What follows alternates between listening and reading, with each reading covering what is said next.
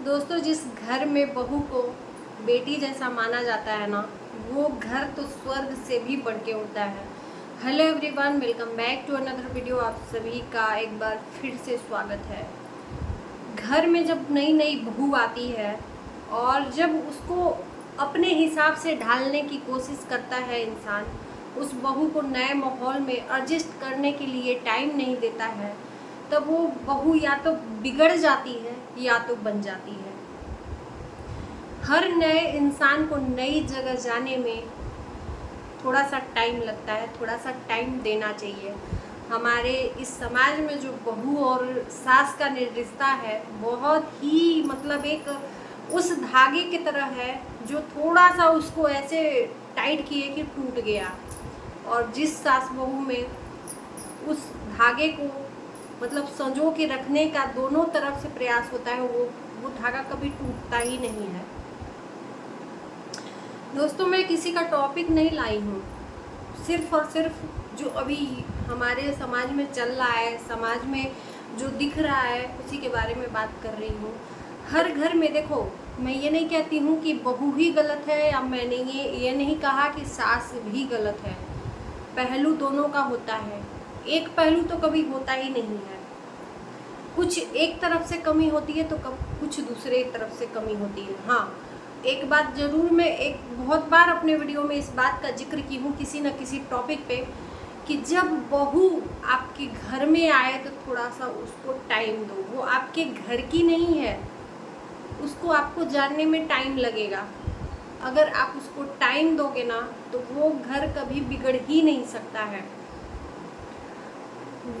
वो घर बिगड़ता है जहाँ बहुओं को आते ही एकदम मतलब पूरा काम धाम सौंप दिया जाता है। वो चाहे मरे चाहे जिए, उसको समझने के लिए मतलब चांस ही नहीं देना है।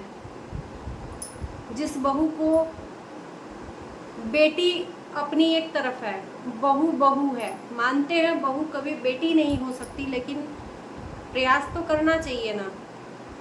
क्यों नहीं हो सकती है? जब आप उसको माँ जैसा प्यार देंगी तो वो भी तो आपको बेटी जैसा ही प्यार देगी। जब एक इंसान को प्यार जहाँ से मिलेगा, तो वो इंसान पागल थोड़ी है यार कि हमको सामने वाला प्यार दे रहा है और हम हैं कि उससे मतलब द्वेष घृणा कर रहे हैं।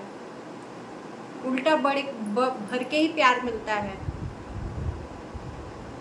तो आपको अपने सांचे में ढलना है एक नए इंसान को, ना कि उसके सांचे में आपको ढलना है।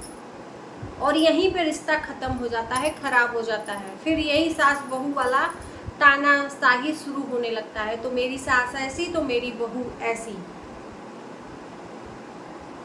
ऐसा नहीं होना चाहिए।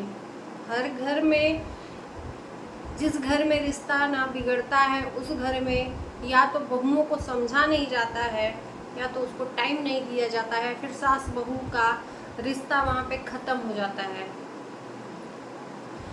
क्यों नहीं दे सकते यार एक बहू को अपनी बेटी जैसा प्यार? चलो ठीक है, आप अपनी बेटी को एक तरफ सोचते हो कि बहू आ गई, अब बेटी थोड़े ना काम करेगी। कहीं गीता पुराण में लिखा है कि बहू आ गई तो सारा काम धाम जितना है सब उसके ऊपर सौंप दो। वो उसकी मानसिकता है, उसकी वो समझदारी है कि वो अपने मन से सारा काम कर रही है तो कर रही है।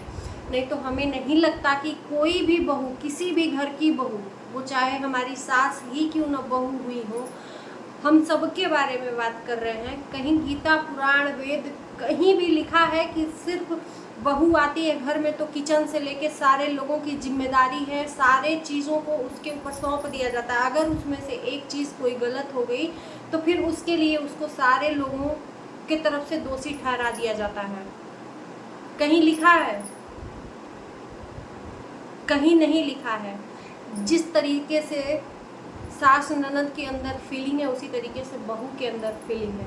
उसकी भी तो माँ उसको जन्मा के और आपके घर में भेजी है। कितना बड़ा दिल है उसकी माँ का। तो एक वो उस इंसान के हाथ में हाथ पकड़ा देती है जिसको वो कभी जानी ही नहीं है।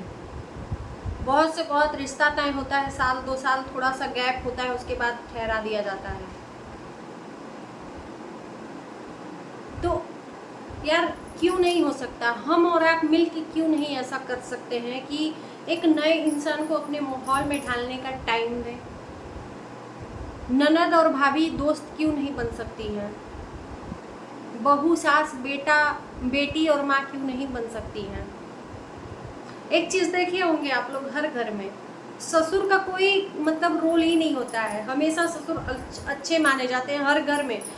बहुत कम ऐसा होगा, 100 में से 10% कि ससुर का कुछ सुनाई देता होगा। नहीं तो जिस घर में बहू और ननद का चलता है उस घर में ससुर कभी कुछ नहीं बोलते हैं। उनको हमेशा से बहू प्यारी रहती है, क्योंकि ससुर को जो मिलेगा वो खा लेंगे, उनको चाय मिलेगी चाय पी लेंगे, उनको कोई काम ही नहीं है, कोई मतलब ही नहीं है। सास ननद है ताक झाक करती रहती है कि बहू क्या कर रही है क्या नहीं कर रही है, कौन सा काम की है कौन सा काम नहीं की है। यार वो भी तो इंसान है, पत्थर नहीं है।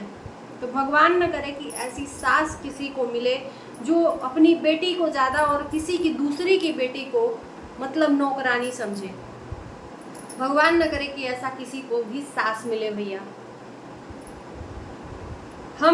हमारा ये पॉइंट ऑफ व्यू है, गलत कहें तो आप लोग प्लीज़ माफ़ करना, कि बहू का कम दोष रहता है ससुराल में, सास ननद का ज़्यादा दोष रहता है, क्योंकि बहू नए घर से आती है, आपके माहौल को नहीं जानती है।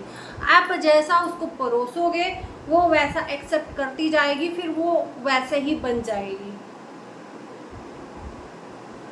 अगर एक कुम्हार के सांचे में बर्तन ढलता है, मिट्टी जाती है, जिस तरीके से वो ढालता है उस तरीके से वो बन के आता है। उस तरीके से एक नया मेहमान होता है। आप अपने घर के माहौल में समझाइए ना समझे तब ना, प्यार से समझाइए उसको, ना कि मतलब तकरार से लड़ाई से ये है वो है, तो फिर तो वो घर बिगड़ने से कोई नहीं बच सकता है, कोई नहीं मतलब बचा सकता है। तो भैया अपने बेटी के जैसे बहू को भी मानिए, बहू भी किसी के घर की बेटी है, जैसे कि आपकी बेटी किसी के घर की बहू बनेगी।